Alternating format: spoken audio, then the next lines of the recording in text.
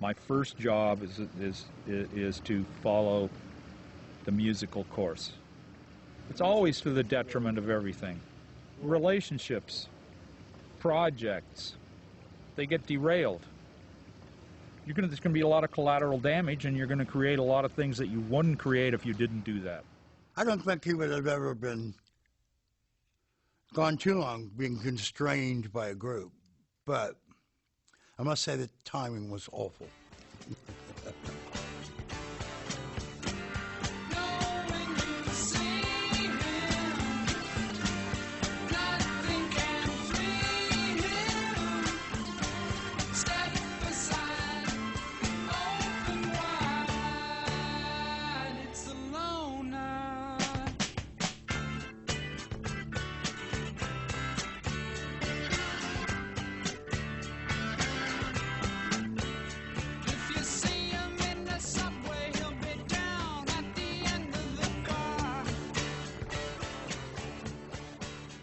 Well, when I first played with them, they were called the Rockets, and there were 6 of them, and that they were real primitive, but they had a lot of soul, but there were too many of them for me.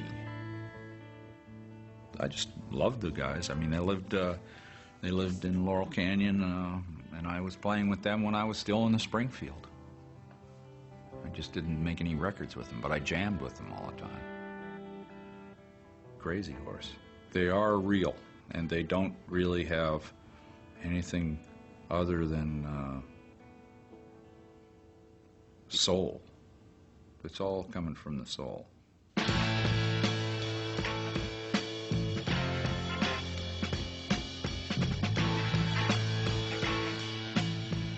And something happens. There's a chemistry when I play with them that frees me to go places that I don't go with anybody else. You know, it's just a matter of choosing the ride.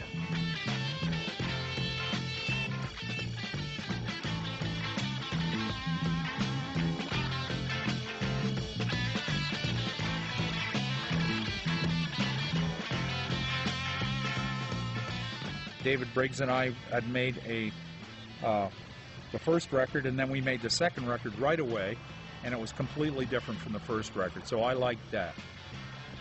I felt really good about the fact that we'd made a left turn, and that everything that was wrong with the first record, everything that was missing in the first record was in the second record. You know, so one leads to another. I chose them from a group of guys, and we got together and we started making music. Nothing, it's not the same as what happened with Crosby, Stills, and Nash.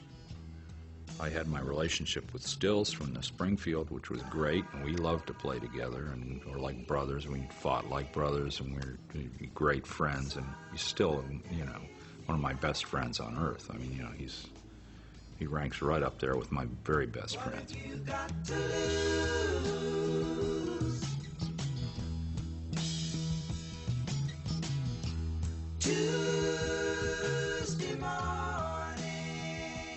So we had this sound. We made that first record at Wally Heider's here in Hollywood, and we were extremely happy with it. Okay, now then, what do you do? Okay, now you have to go live on the stage. There was nobody in either me or Davey that could provide the poking, the stimulus that Neil does when he plays electric guitar or acoustic guitar with Stephen, which they'd been doing in the Buffalo Springfield for years. We thought about various people. We thought about Stevie Winwood. We thought about Jimmy at one point, because we were all friends then. But it was settled on Neil.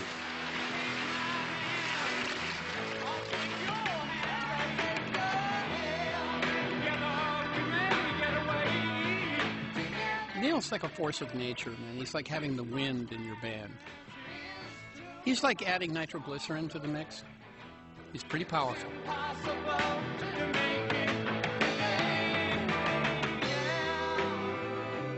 And so, you know, I never really had the same feeling when I was with them as I did when I was with Crazy Horse, because Crazy Horse was like a custom-made machine for me.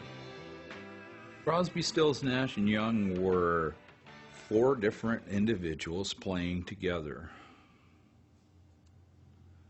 And it wasn't like a band.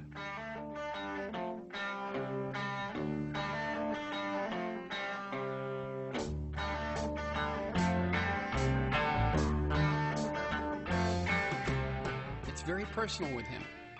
He's not very political in the sense of politics. He doesn't like them. He doesn't trust politicians very much. But if you show him a picture of that girl kneeling over that kid in the pool of blood at Kent State, then he writes Ohio.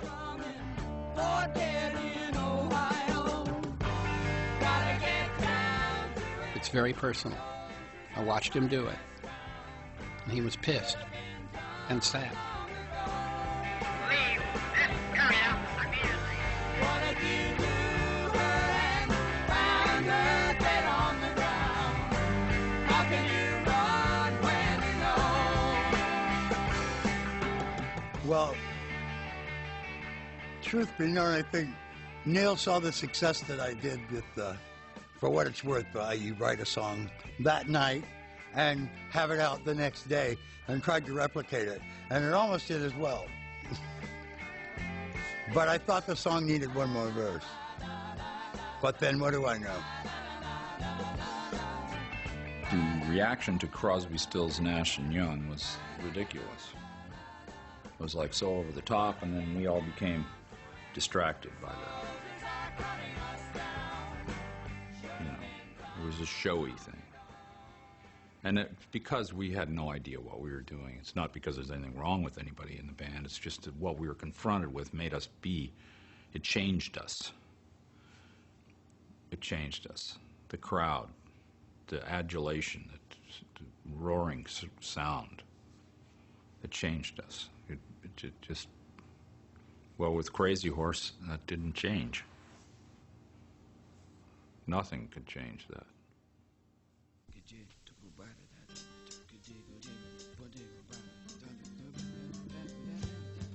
I remember one session towards the end of the Deja Vu record where we were arguing.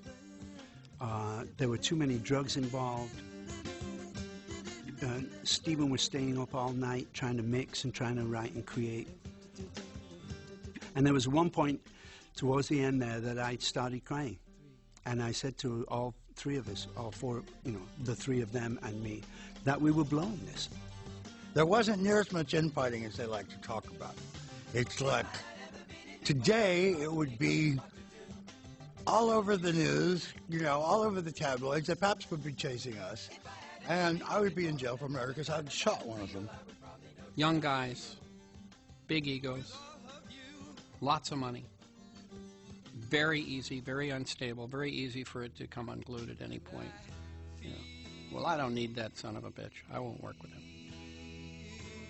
In my case, hard drugs were damaging me enormously at that point, and made it difficult for me to do a good job or to be a good brother to my brothers. 2, 3, 4.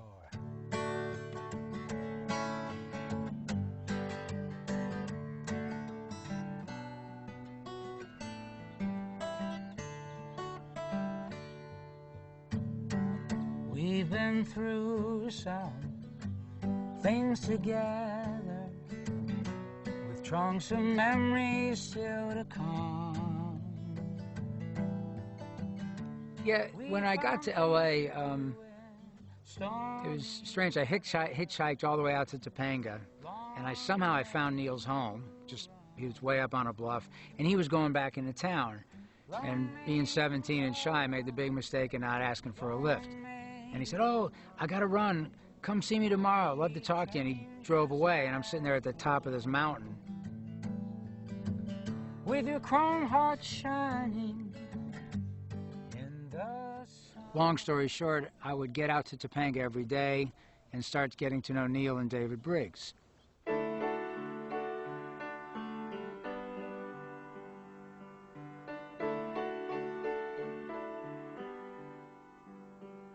Well, I dreamed I saw the knights in armor come been saying something about a queen.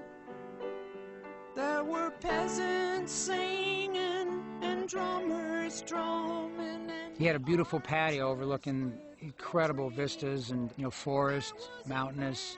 It was very peaceful. And underneath there was a nice, cozy recording studio, just a beautiful wood room where we all kind of, it was tight. Look at Mother Nature. Being in his home was a very friendly, like, kind environment for us emotionally. Look at Mother Nature on the run in the 1970s. I was lying in a burned out basement with the full moon in my eyes. Well, we'd just been through the Kennedys within a year or so of that. I think Woodstock had happened. So there was a period there. The 60s were over when after the gold rush was made. So there was a lot of momentum. But I just, you know, I was enjoying my music.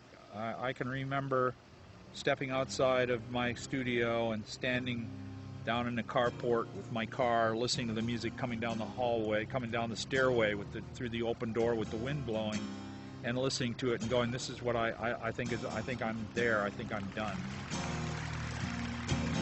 Old man sitting by the side of the road with the lorries rolling by. Blue moon sinking from the weight of the load and the buildings scrape the sky. Cold wind ripping down the alley at dawn and the morning paper flies. Dead man lying by the side of the road with the daylight in his eyes. Don't let it bring you down.